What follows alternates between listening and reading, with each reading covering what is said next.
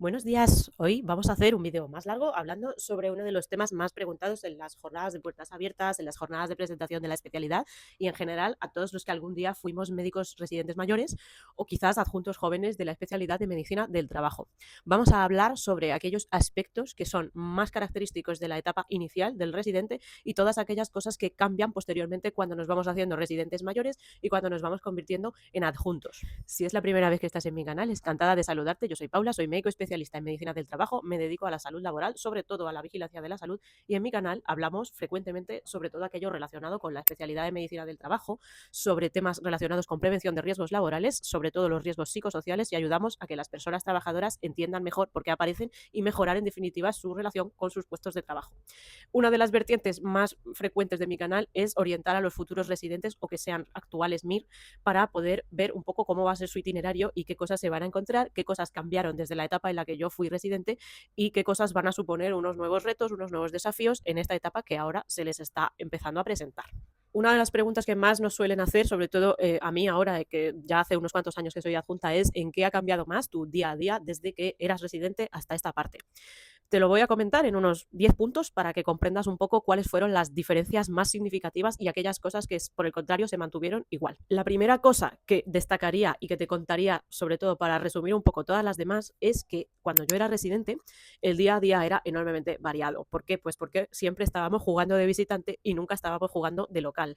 Siempre estábamos rotando en sitios que no eran nuestro servicio, en especial durante el primer año y el segundo. El tercero es un poquito mixto en condiciones normales, pero tardamos bastante en estar integrados dentro del propio servicio de prevención y empezar a hacer lo que sería el día a día que luego tenemos de adjuntos en la mayor parte de los sitios, porque yo siempre hablo de lo que es más general. Veremos que luego hay personas que se dedican a salidas laborales particulares donde existen cosas como guardias, donde existen cosas como un botiquín y donde se pueden hacer cosas más allá de los reconocimientos médicos habituales que hacemos nosotros. Pero es verdad que en el primer y el segundo año de residencia os vais a encontrar con que siempre estáis dando vueltas por todas partes. Sobre todo, uno de los temas que más destacaría es la gran cantidad lectiva que se le concede a las guardias hospitalarias, porque son una parte muy importante. Yo sé que hay muchos de vosotros que les gustaría que fueran menos, que les gustaría incluso no hacerlas, pero tenéis que ver también que las guías docentes no ponen esto por casualidad. Esto es un tema que ha generado siempre mucha controversia, yo lo sé. Puede ser que a lo mejor no sea tan conveniente hacer el máximo de guardias posibles todos los años de tu residencia. Puede ser que puedas llegar a una negociación con tu unidad docente para ver en qué momento te las quieres quitar, si es ese tu deseo.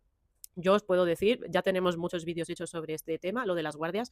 Yo al principio de mis años de MIR, yo hacía 6 cada mes. Había meses que hacía menos porque tenía que intercalarlo con rotaciones externas, como ya sabéis, y con el curso superior que se hacía fuera en aquellos momentos, sin ningún contenido telemático. Entonces había que irse fuera y ver cómo te las apañabas. Pero es cierto que hacer 6 guardias me proporcionaba una mejor estabilidad que el hecho de no hacer ninguna. Conforme van pasando los años de residencia, las guardias cada vez es menos rentable hacer más. Por lo tanto, tienes que ver en qué punto de inflexión te inclinas hacia hacer menos o hacer solo fines de semana, por ejemplo, o hacer solo una entre semana, por ejemplo, en el R4, que eso es muy típico entre nosotros. Cada persona tiene sus necesidades y sus objetivos. Y lo bueno que tiene la residencia de medicina del trabajo es que te va a proporcionar una visión muy general de todo aquello que es la vida del adulto. La vida del adulto tanto sano como enfermo, porque, bueno, como os pasará en la mayor parte de las unidades docentes, os vais a dedicar a muchísimos ingresos cuando estéis trabajando en urgencias directamente. El rotatorio por urgencias es una parte muy importante de lo que nosotros desempeñamos cuando somos MIRES, de primero y de segundo. El rotatorio también por urgencias de trauma es muy significativo, lo iréis viendo pronto. En la mayor parte de las unidades docentes, como pudo ser la mía, esto se ubica en el segundo año, pero no todos lo hacen al mismo tiempo. Entonces, tienes que leerte tu guía docente, como siempre explico en todos mis vídeos. En cada sitio es un mundo. En cada hospital, en cada provincia, en cada ciudad. Todo podría ser diferente a como me fue a mí. Entonces, léela y consulta en qué etapa formativa vas a estar haciendo guardias en cada uno de los servicios, porque la mayoría de las veces sí te destacaré que medicina interna, al tener un pool donde la gente al principio entran muchos, verás que al principio sois muchos R1, pero luego se van yendo a sus diferentes especialidades y en la puerta de urgencias cada vez van quedando menos conforme más mayores nos vamos haciendo. Ten en cuenta esto porque cuando tú llegues a mayor, es muy probable que sigan queriendo contar contigo para estas guardias, ¿vale? Yo te lo digo porque fue el caso que vivimos nosotros en mi época.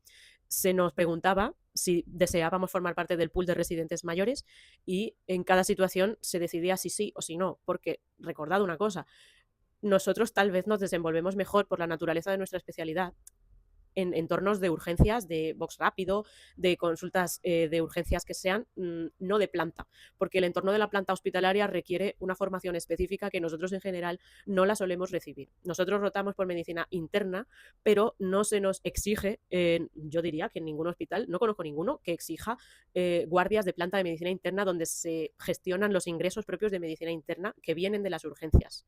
Es decir, tú en urgencias vas a ser un médico sobradamente competente para indicar un ingreso, pero no eres el residente titular de la planta, como le ocurre, por ejemplo, pues a los de medicina interna, los de endocrino, los de onco y las especialidades que son afines a medicina interna. Para eso ellos están formados, nosotros somos más periféricos, si esta es la comparación que más o menos yo podría decirte.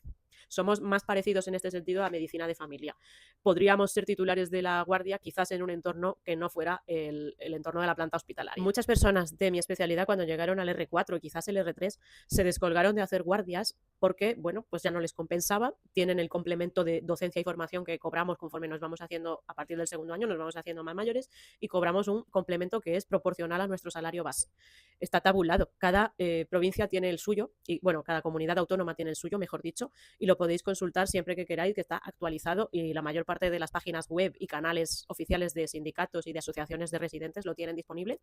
Simplemente, pues tienes que ver cuál es tu situación porque no todos los residentes quieren ni pueden prescindir de las guardias y esto es muy importante que lo tengas en cuenta porque luego cuando llegamos al R4 nuestros horizontes y nuestras oportunidades para trabajar podrían incluir, si tú lo buscas y si así es como tú te lo quieres gestionar, pueden incluir sitios donde se desempeña jornada complementaria.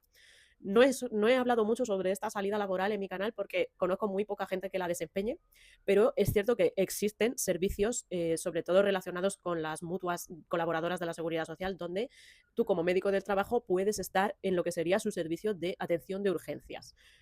Muchos de vosotros vais a rotar por hospitales mutuales durante el R2, durante el R1 quizás, pero son sitios donde se gestiona este tipo de urgencias de accidentes laborales.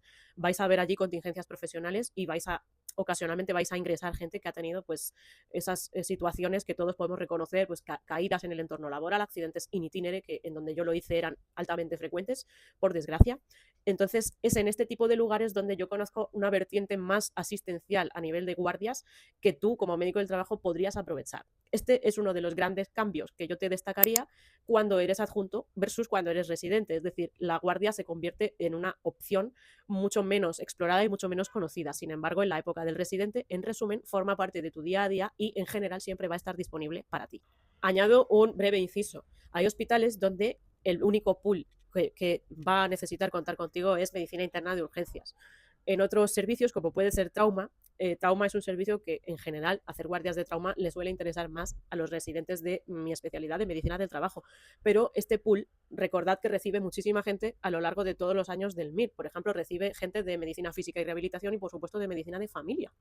Entonces, como siempre hay residentes pequeños que tienen preferencia para hacer esas guardias a lo largo de los diferentes meses que estén allí, tienes que organizarte para poder ser un R mayor en ese pool de guardias. Hay hospitales que esto lo tienen fácilmente disponible, pero me consta que no es así en todos. Como siempre os digo, informaros previamente para ver si podéis llegar al R3 haciendo este tipo de guardias nada más y las de medicina interna pues ya las dejamos atrás. ¿Cuál es la segunda cosa que yo te destacaría que es el mayor cambio que hay cuando te conviertes en adjunto?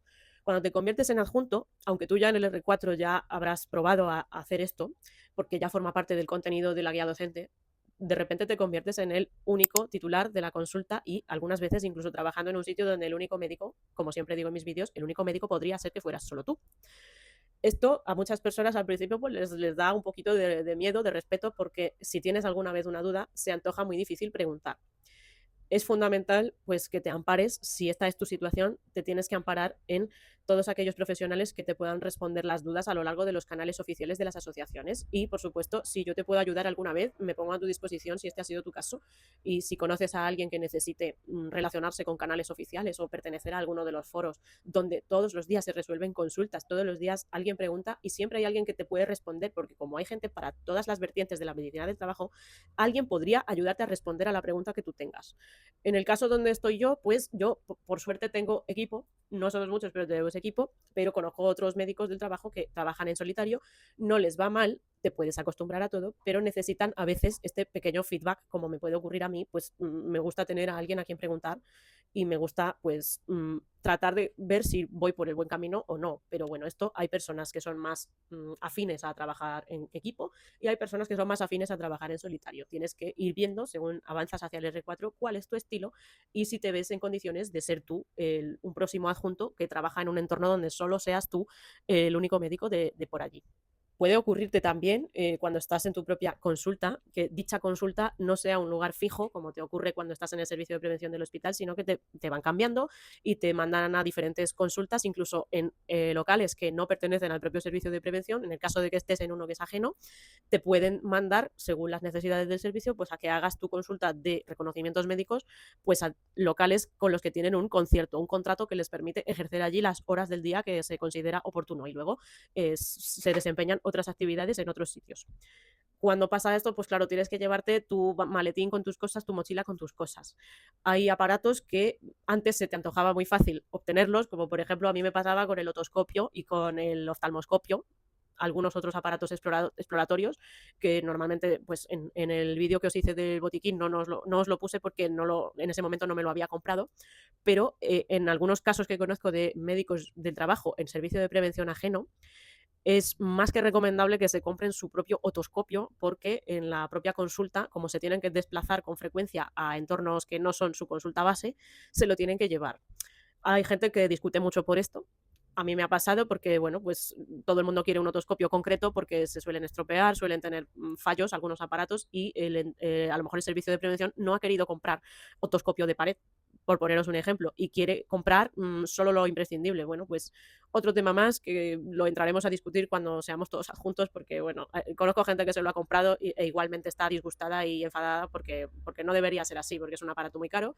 Yo lo entiendo, al igual que el fonoendoscopio, es que si lo quieres usar y quieres que sea de adecuada calidad, siempre os digo, más vale que os lo compréis vosotros ya desde el MIR porque es que es necesario para todos los días, al menos que no te dediques a la vigilancia de la salud. Y es que esta es otra que también os tengo que contar. Existen vertientes profesionales de la medicina del trabajo que no son la vigilancia de la salud habitual. Hemos mencionado la actividad asistencial en las urgencias de una mutua, pero también os voy a mencionar una de las vertientes quizás más desconocidas al principio, pero que conforme vayáis pasando por el R4 y haciendo entrevistas de trabajo, quizás os puede llamar la atención. Y es el de la gestión de grandes cuentas en el servicio de prevención ajeno. Y es que hay médicos del trabajo que cuando llegan al primer contrato de adjuntos, cuando están en el SPA, de repente pues observan que ya han visto muchos pacientes, que ya suficientes trabajadores han hecho reconocimientos médicos con ellos y deciden solicitar o incluso pueden solicitar esto como su primer contrato. Puede ocurrir que hablándolo con la persona que te contrata, tú puedas indicar esto como tu primera intención. Puede ocurrir que llegues allí y tu deseo sea ser médico gestor. Para ser un médico gestor en general requieren cierta experiencia, pero bueno, es un tema que cada servicio de prevención tiene que buscar esa experiencia de alguna manera. Puedes tú tener experiencia demostrable y convencerles de ello con tu currículum, o puedes ganar esa experiencia trabajando allí haciendo la habitual vigilancia de la salud hasta un cierto momento. En ese momento te van a asignar lo que ellos denominan una gran cuenta, y una gran cuenta es una empresa que por sus características es de gran tamaño, con una plantilla de trabajadores que normalmente suele ser de varios cientos y que desembolsan una gran cantidad de dinero en la vigilancia de la salud. También estos médicos gestores velan por el cumplimiento de la adherencia, mejor dicho, a esta vigilancia de la salud en el caso de ser obligatoria, y sobre todo la mayor importancia que tienen estos gestores es de identificar aquellos casos en los que puedan estar ocurriendo situaciones pues, de un absentismo muy prolongado, situaciones de una propuesta de incapacidad permanente, total o absoluta. Es posible también que te gestionen todo el tema de vigilancia de la salud colectiva, aplicando medidas generales para un grupo de trabajadores o para todos en conjunto. En definitiva, son médicos que no están allí viendo todos los días en contacto con los trabajadores, pero dan las indicaciones oportunas a los representantes de los trabajadores y a los servicios de esa empresa que tienen contacto con el servicio de prevención para darles las directrices oportunas al respecto de todos estos temas relacionados con la prevención de riesgos laborales. También tienen una colaboración muy estrecha con el equipo técnico de prevención de riesgos laborales porque pueden detectarse deficiencias y, en definitiva, yo lo resumiría como el gestor de la vigilancia de la salud colectiva en general, pero el que capta casos individuales que podrían necesitar adaptaciones de puesto, podrían necesitar este tipo de recursos, que nosotros somos luego los que estamos en asistencial encargados de verlos y de hacerles el seguimiento con nuestras propuestas de adaptación y ver si son exitosas, si por el contrario no son exitosas, si se han producido muchas recaídas, tenemos que observar y ver por qué se ha podido producir. Todo esto el médico gestor observará cómo los demás médicos van interviniendo en este proceso, tendrá que interrelacionarse con un montón de agentes alrededor de los trabajadores, ya os digo, el equipo técnico, los médicos asistenciales, los médicos del Sistema Nacional de Salud. Es posible que también llegue a percibir informes de ciertas personas trabajadoras que han tenido este tipo de problemas que os he mencionado. Es una vertiente que merecería un vídeo aparte y en el que tal vez tenga que traer a algún médico que lo haya podido ejercer en algún momento de su vida o que lo esté ejerciendo ahora. Tendré que ver si entre mis conocidos hay alguien que está metido en esto todavía, porque sí que alguno conozco. Vamos a ver si algún día se animan, igual que los del Tribunal de Valoración de Incapacidad, que me encantaría poder hacer un vídeo de colaboración con alguien que trabaja allí, pero como veréis no es fácil porque son muy pocos en general y además pues este lugar tiene unas características un poquito particulares a la hora de explicar cómo son sus procedimientos y tenemos que tratarlo con una delicadeza especial. Ojo, que también tengo muchas limitaciones para explicar el día a día de los servicios de prevención ajenos, porque, por supuesto, como aquí interfiere empresas concretas y tampoco puedo hablar ni siquiera de los servicios de prevención propios de un sector público, para que no se sepan estas cosas, pues te lo tengo que contar puramente en el plano teórico. No te puedo dar detalles concretos. Esto es un poco así, pero yo creo que se pueden resolver muchas de estas consultas ya en persona o con consultas particulares, que siempre tenéis mis datos de contacto para poder preguntar aspectos concretos de empresas concretas, porque en los vídeos lógicamente no las voy a poder decir. Bueno, la tercera cosa que lógicamente también cambió profundamente cuando te conviertes en adjunto es el valor de tu firma. El valor de tu firma, sobre todo si trabajas en un servicio de prevención ajeno, es enormemente poderoso y realmente te vas a dar cuenta de que hay sitios donde lo único que necesitan o pretenden buscar de ti es tu firma pues como especialista. Ser especialista de medicina del trabajo hoy en día en España es una cosa que muchas empresas ya están matándose por buscarlo porque hay muy pocos comparado con otros especialistas de otras especialidades, pues ya siempre os digo en los vídeos que somos muy pocos. Entonces, la empresa va buscando este tipo de perfiles como el comer. ¿Qué va a pasar? Pues que muchas personas nos habéis consultado a lo largo de estos años si por ejemplo, les recomendaríamos la experiencia de ser los firmadores de la vigilancia de la salud que hacen otros médicos no especialistas. Bueno, he de decir que hay muchas personas ahí fuera que se llevan las manos a la cabeza cuando tú dices que puedes contratar a un médico no especialista para que haga los reconocimientos médicos. Esta situación, de hecho, es una de las pocas excepciones que existen para ganarte la vida como médico no especialista o que esté preparando el MIT, por lo que sea, y no tiene ninguna especialidad. Esto es una de sus salidas profesionales más conocidas y de las que más frecuentemente hablamos. No es la única, pero es una de las más conocidas. Entonces, estas personas que ejercen la medicina sin especialidad pueden hacer ellas los reconocimientos médicos, pero necesitan una supervisión especial que no hace falta que sea directa todo el tiempo, no tienes que estar allí en persona para poderlo ver ni para poderlo evaluar, pero necesitan supervisión que llamamos invigilando. ¿Significa esto que tú como médico especialista no vas a ver a nadie desde el principio, no vas a hacer tú los reconocimientos con tus propias manos? No tiene por qué. Hay sitios donde lo que intentan es una adaptación progresiva a esta modalidad de vigilancia de la salud invigilando. Y que, pues cuando van pasando los meses o cuando van pasando los años, primero ves, pues no sé, me lo invento. Vamos a decir, ves 30 tú solo. Y no te firma nadie porque tú eres el especialista, ¿vale? Pero tú no firmas tampoco las de nadie más. Tú vas a tu rollo. Luego, a lo mejor al siguiente mes, ves 25 y 5 que te queden los firmas de otros médicos. Vale, pues progresivamente haces menos tú de forma directa y vas firmando más de forma indirecta. No sé si me estoy explicando. Hay gente que me ha dicho, bueno, Paula, pero es que yo no sé, no me siento del todo en confianza porque imagínate que firmo cosas de médicos que yo nunca he podido conocer. Bueno, se intenta que esto no pase, que tú puedas conocer al equipo al que tú vas a firmar. es necesario. De hecho, yo si fuera yo la gestora de un servicio de prevención ajeno, lo primero que intentaría es que tuvieras una buena relación de confianza con todo el equipo, porque firmar algo de gente que tú no conoces o de otro servicio, de otra sucursal, otra filial de tu servicio donde había médicos, pero ninguno era especialista y de repente te los encaloman a ti para que tú los firmes, pues a mí eso, como comprenderéis, no me parece bien. ¿Por qué? Pues porque si es que si tú no sabes la manera en la que han hecho esas exploraciones, no te puedes atrever a poner tu firma en un sitio tan desconocido. Entonces, yo simplemente os lo explico, os lo traigo a la palestra para que conozcáis que esto existe, pero no todo el mundo que ejerce de especialista está de acuerdo con estar siempre haciendo esto.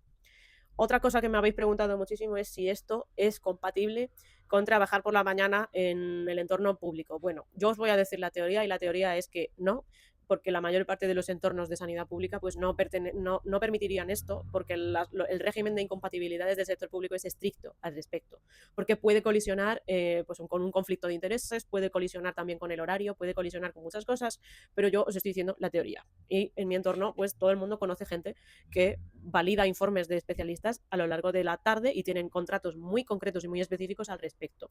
Sobre estas cosas, pues lógicamente se genera una gran discreción porque son situaciones en las que a lo mejor la persona ya tiene una sobrada y demostrada experiencia haciendo esto. No es el caso mío porque yo todavía siendo una adjunta joven, pues no tengo experiencia trabajando así. A mí no me ha dado por hacer esto, pero si conoces a alguien o tú mismo estás interesado en esto, como siempre os digo, intentad preguntar al servicio que deseáis hacer como complementaria si tiene alguna modalidad de contrato que sea lo más inocua posible con vuestro trabajo principal de por las mañanas, porque puede ocurrir que tenga opciones para vosotros. Existen opciones. Lo mismo digo si deseáis hacer un contrato con guardias en alguna entidad que se trabaje por la tarde, tendréis que ver si este contrato os compensa y es compatible, porque bueno, puede ocurrir también que tengáis que desplazaros justo a otro lugar por la tarde o a un hospital en donde tengáis un contrato de guardias, que también puede existir, que os contraten en un hospital para hacer determinado número de guardias. Son opciones que he conocido a lo largo de estos años y tendréis que verlo, tendréis que barajar las diferentes opciones que hay para que no os supongan un engorro a nivel tributario ni por supuesto a nivel del día a día, porque bueno, es frecuente que por ejemplo enfermería se encuentre con este tipo de saltos entre un contrato y otro contrato y una actividad por la mañana y otra por la tarde y los fines de semana. En esto enfermería está sobradamente acostumbrada, no lo sé si para bien o no lo sé si para mal, pero para ellos es el pan de cada día, pero nosotros no tanto. En nuestra especialidad no se lleva tanto esto como en otras, como puede ser ginecología, como puede ser medicina interna, como puede ser las quirúrgicas, porque todos conocemos especialistas de otras cosas que por la mañana hacen su vida en el hospital y por la tarde, pues ya sabéis, se van a las consultas privadas o incluso se lo han montado como autónomos.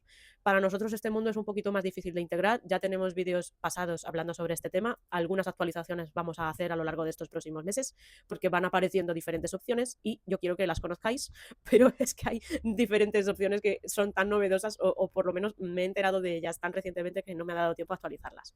La cuarta cosa que yo te diría que también ha cambiado muchísimo desde que me convertí en adjunto es la enorme relación ahora con todos los integrantes de la plantilla de trabajadores, porque ahora, siendo adjunto, pues como hay que participar en comités, como hay que participar en sesiones multidisciplinares y en un montón de cosas donde te ven la cara constantemente y saben que eres tú, pues esto ya te tienen identificado como el médico del trabajo y ya no eres una figura más que estaba por allí de paso, sino que ya pues siendo titular de la consulta, lógicamente te tienen en cuenta y ya te conocen no solo por la cara, sino también por el nombre. Esto hay gente que no le gusta nada, pero chico, es que si trabajas en un sitio de los míos, pues te puede pasar esto porque, como siempre os digo, como somos muy pocos, la empresa tiene mucho vínculo con el médico del trabajo, sobre todo cuantos más años lleve, naturalmente. Y en el fondo, pues es una figura de mucha confianza. A mí me gusta tomármelo así, me gusta que ante la duda vengan y nos pregunten. Desde luego me gusta cada vez más relacionarme con los diferentes representantes de los trabajadores y antes, por ejemplo, no me gustaba nada porque nada bueno podía esperar, pero últimamente parece que estamos remando en unas mejores direcciones porque tenemos más comunicación, o yo diría que es una comunicación más fluida al respecto. Es decir, cuando eres médico adjunto, pues al final yo creo, bueno, quizás es una sensación particular, creo que al final te tienen más en cuenta para muchísimas cosas y tus ideas, llegado el caso, son más tenidas en cuenta. Pero esto solo es una sensación y doy por hecho que si estás en un servicio de prevención ajeno donde ves gente a razón de decenas de miles al año, es probable que ni siquiera se acuerden de quién eres o que no te conozca nadie. Oye, hay gente que le encanta que nadie le conozca, yo lo entiendo, pero en medicina del trabajo considero que es un valor añadido que sepan quién eres para poder contar contigo a la hora de que pase algo que sea importante. y sobre todo cuando están sanos y te quieren preguntar cosas, a mí me gusta que por lo menos se acuerden de que nosotros estamos para eso. La quinta cosa que yo te destacaría que ha cambiado muchísimo es pues que el entorno en general, salvo que tú te quedes en el entorno del hospital, que a veces puede pasar, conozco gente que pudo quedarse en el hospital cuando era adjunta. Esto es difícil porque hay muy poquitas plazas en general comparado con todo lo demás, pero en general yo te podría decir que cuando trabajas en cualquier entorno que no sea el hospital, lo que es la rutina y lo que es el ambiente son muy llamativamente distintos a lo que tú habías hecho antes. Por ejemplo, vas a tener un mayor grado de libertad para poder vestirte de otras maneras, porque por la lógica, pues si trabajas en un sitio donde hay oficinas, en general, salvo la bata, pues uniformes ya no vas a tener que llevar. Como todo, pues las excepciones que os he dicho antes, si trabajáis en un sitio donde se hace botiquín y trabajáis en un sitio donde se gestionan urgencias como la mutua, es lógico que tendréis que vestiros de acuerdo con lo que exige este lugar. Pero en el día a día, pues yo cambié todos mis uniformes blancos, verdes, azules, pues por la ropa normal que me pondría en cualquier otro trabajo de oficina y pasé a tener todo batas blancas, batas institucionales. Esto, bueno, uno de los muchos cambios que fueron ocurriendo, porque lo normal es que no estemos en un entorno hospitalario. Como siempre os digo, hay gente a la que ser la única figura médica pues no les gusta, sobre todo los primeros años pueden llegar a sentirse un poco solos profesionalmente, es natural y se puede llegar a entender, pero bueno, es una manera de integrarte con el entorno en el que estás y mimetizarte con este tipo de sitios donde nosotros trabajamos, porque como siempre os digo, nuestra especialidad nos puede llevar a lugares únicos, insospechados, lugares que ni te imaginabas que allí necesitas en un médico. También cambian mucho los horarios, cambian las rutinas en general, cambia pues tu manera de relacionarte con el lugar de trabajo, porque un hospital es un entorno que a mi modo de ver es muy envolvente, se genera una atmósfera, un clima de pertenencia, cosa la cual no es tan habitual que ocurra en sitios donde todos son oficinas o donde el horario es siempre de 8 a 3. Nosotros en el hospital pues teníamos vida las 24 horas del día y siempre pasaban cosas, pero bueno, como podéis comprender, hay gente que esto no le gusta nada, que no le gusta nada estar en un hospital, porque en un hospital pues es un sitio donde te necesitan eso, las 24 horas. Cuando estás de adjunto en un lugar que no es hospitalario, pues puedes apelar más a tu horario habitual de atención, pues que suele ser desde 8 hasta las 3, dependerá ya del entorno en el que tú estés o del tipo de contrato que tú tengas, pero si necesitan urgentemente algo, contarán contigo por el teléfono y tendrás que vértelas pues con sistemas que son pues como el mundo de la empresa de oficinas, el mundo de la industria si estás allí. Te vas a tener que mimetizar con todos los demás trabajadores y aprender pues la jerga propia, aprender a relacionarte pues con todo el mundo. En el mundo de la sanidad, pues como tiene mayor nivel de endogamia laboral, porque todo el mundo va vestido de una manera y todo el mundo se comporta de una manera, pues es otro mundo, como todo. Esto pues no podemos compararnos unos con otros. Esta cosa que me ha dado, pero muchísima, muchísima rabia que tuviera que ser así. Y la llevo con mucho pesar. No sé si a vosotros os pasará lo mismo, pero ojalá que no os pase. Mira, cuando te haces adjunto, empiezas a perder, fíjate, algunas de las bondades que te otorgaba la cualidad de ser residente. Y una de las que a mí más me dolió perder es que las cuotas de los congresos de repente se convirtieron en muy caras. Todo el mundo asume, lógicamente, que un adjunto gana más que un residente y que por ese motivo debería pagar más para un congreso, pero en el caso de los nuestros, porque tenéis que recordar que nuestros congresos tienen una peculiaridad, y es que al contrario que los de las demás especialidades, porque todos los demás usan medicamentos o tienen alguna relación concreta con medicamentos que pueden fácilmente patrocinar estos congresos, pues nosotros no. ¿Quién está en nuestros congresos? Pues medicamentos muy pocos, muy pocos. Ya algún día os pondré algún ejemplo que conozco, pero muy poquitos, porque nosotros no administramos medicamentos en general, al menos en los entornos donde se hacen reconocimientos médicos, pues salvo el botiquín de urgencias concretas, no se me ocurre ninguno. ¿Quién patrocina nuestros congresos? Pues empresas de servicios de prevención ajenos, empresas de EPIs también, y determinados sectores industriales que no tienen que ver tampoco con lo que es la biomedicina pura. Claro, a ver, gestionar un congreso para nosotros debe de ser bastante caro porque a ver quién es quién tiene suficiente potencia como para poder patrocinar todo esto, ¿no? O sea, sí que hay empresas que son muy potentes, pero como somos menos globalmente que los médicos de familia, por ejemplo, pues es que mm, tú cómo puedes atraer, digamos, a la mayor parte de tu cantera a un congreso. Pues yo, por ejemplo, había situaciones que es que podías ir gratis a los congresos y, de hecho, si además participabas y aportabas papers, aportabas investigación y aportabas charlas para las mesas del congreso, pues esto te podía conducir a inscribirte totalmente gratis o con un coste muy bajo. Pues yo de adjunto, ¿qué quieres que te diga? Es que nada de esto está incentivado. Es que la mayor parte de los sitios es que ni siquiera se hace investigación, ni siquiera se hace nada que tenga que ver con los congresos y enterarte de las novedades cuesta mucho. Si no estás metido en foros todo el día, como me ocurre a mí, o leyendo actualidad, pues es que no te enteras al final de qué se cuece por los mentideros de la medicina del trabajo.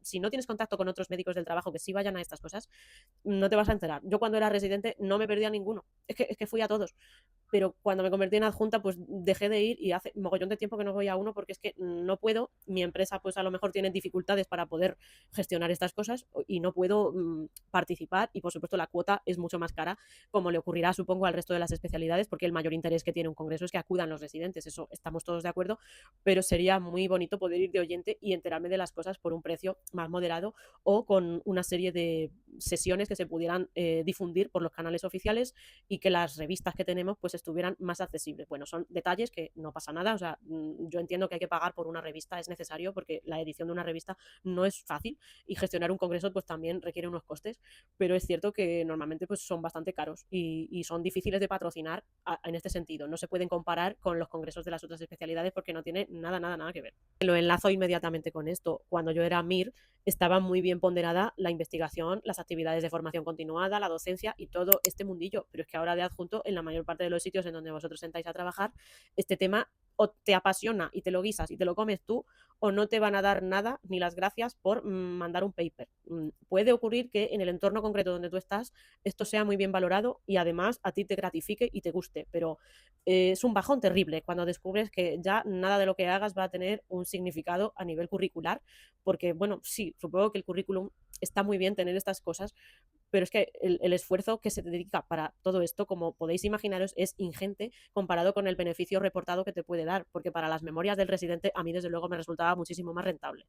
Yo ahora prefiero focalizarme en una investigación más fácil, más sencillita, más del día a día para ayudarme a responder preguntas concretas, porque yo antes hacía papers pues de revisión de temas muy apasionantes o que a lo mejor no eran de mi entorno concreto, pero ahora me veo obligada a gestionar recursos que pueden ser recursos limitados y necesito ver por ejemplo, quién necesita de toda la población de trabajadores, quién puede necesitar esos recursos. O responder preguntas como de qué tipo han sido las adaptaciones de puesto más frecuentes de todo el año natural.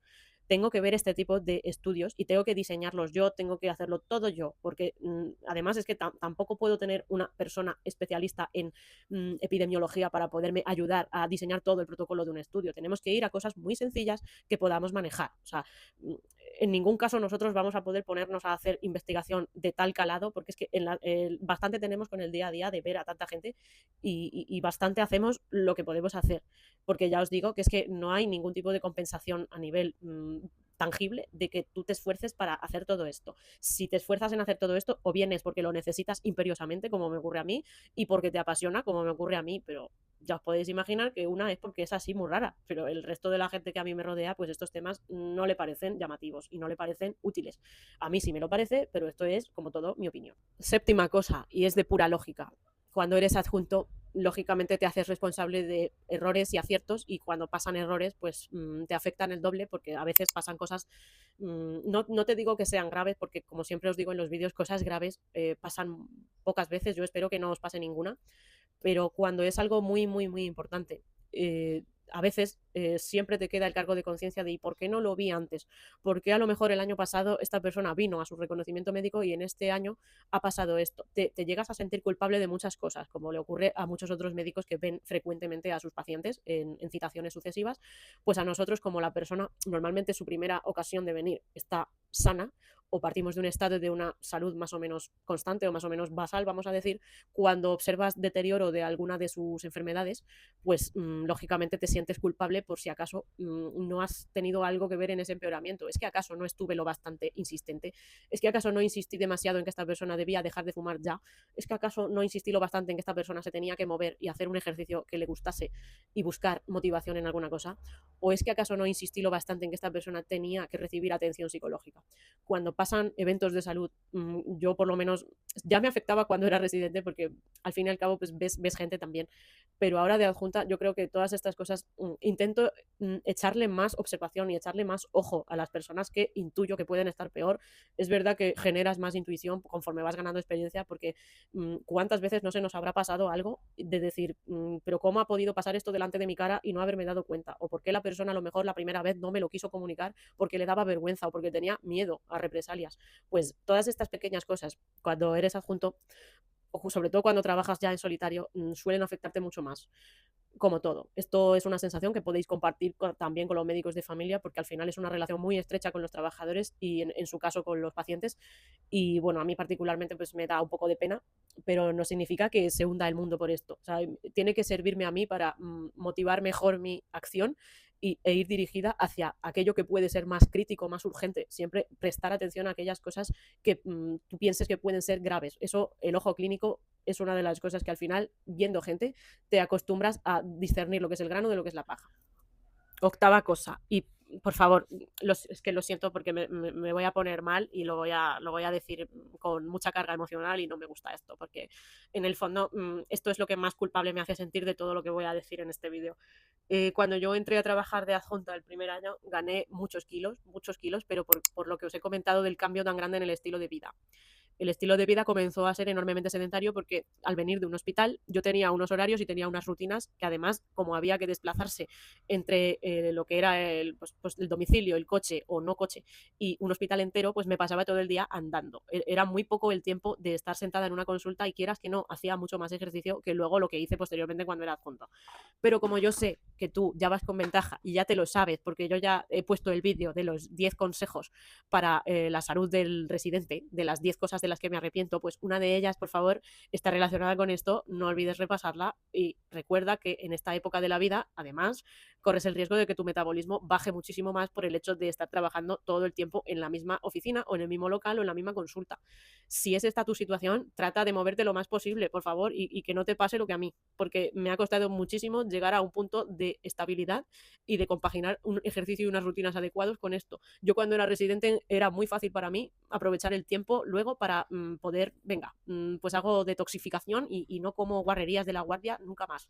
Pues tenía menos edad, ¿vale? Pero es que conforme vamos ganando edad, pues por desgracia se genera mucha más resistencia y se genera mucha más dificultad para poder gestionar estas oscilaciones de peso. Y encima, no te quiero ni contar si ya tenías problemas de peso desde antes.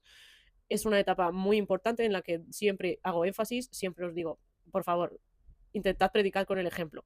Y si también tenéis problemas con el tabaco, si tenéis problemas con cualquier mal hábito de vida, pues es un momento muy, muy, muy, muy indicado para poder hacer una intervención precoz y que no lo arrastremos durante toda nuestra vida de adjunto. De verdad, yo ya sé que me repito más que un ajo, pero es que esto nos ha pasado a muchos con determinadas cosas de la vida diaria, con determinadas rutinas que hemos perdido, pero considero que es muy, muy, muy importante porque muchas personas piensan que la culpa de esto la tuvo un cambio de trabajo que es a mejor.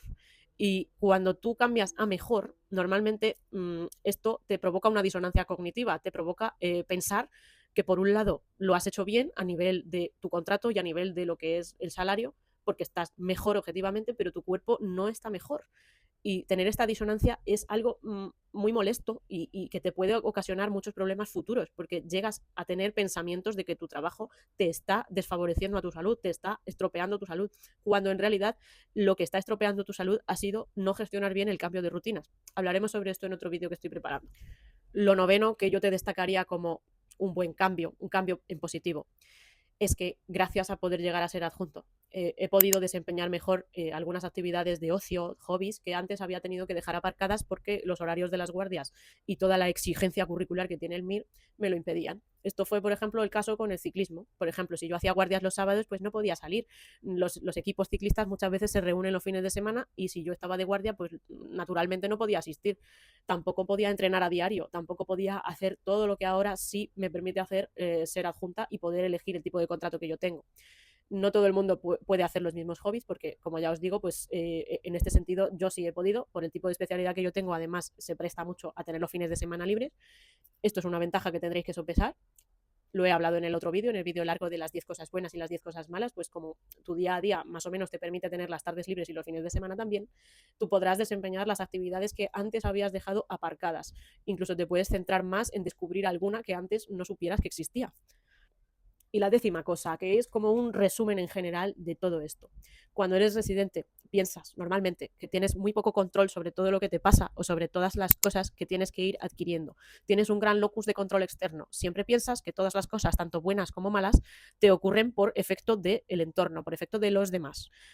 A mí me podía pasar ciertamente esta sensación. Yo podía llegar a sentir que controlaba muy poquito de todo lo que pasaba. Pero ahora, siendo adjunto, todo esto de rendir cuentas tú cuando pasan las cosas, tanto buenas como malas, cuando se te tiene que dar un tirón de orejas porque algo ha pasado y tú eras la persona responsable, pues esto te hace espabilarte bien, te hace tener una autoconciencia mucho más profunda de que lo que tú haces tiene efectos y tiene consecuencias. Cuando eres residente, pues aprendes poco a poco a que todo lo que tú hagas tenga un proceso de pensamiento.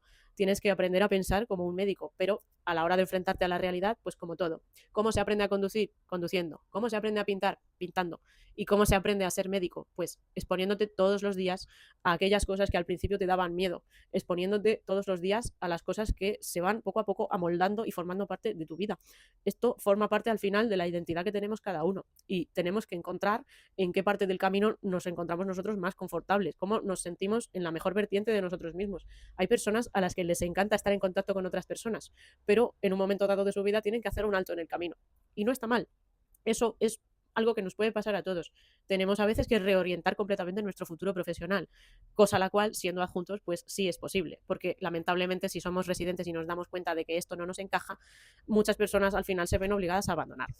Bueno, esto ha sido todo por el vídeo de hoy. Espero que te haya gustado y espero que se lo puedas recomendar a alguien de tu entorno que le pueda interesar porque tiene esta situación ahora mismo en su vida y necesita saber un poco cómo cambian las cosas cuando somos médicos especialistas.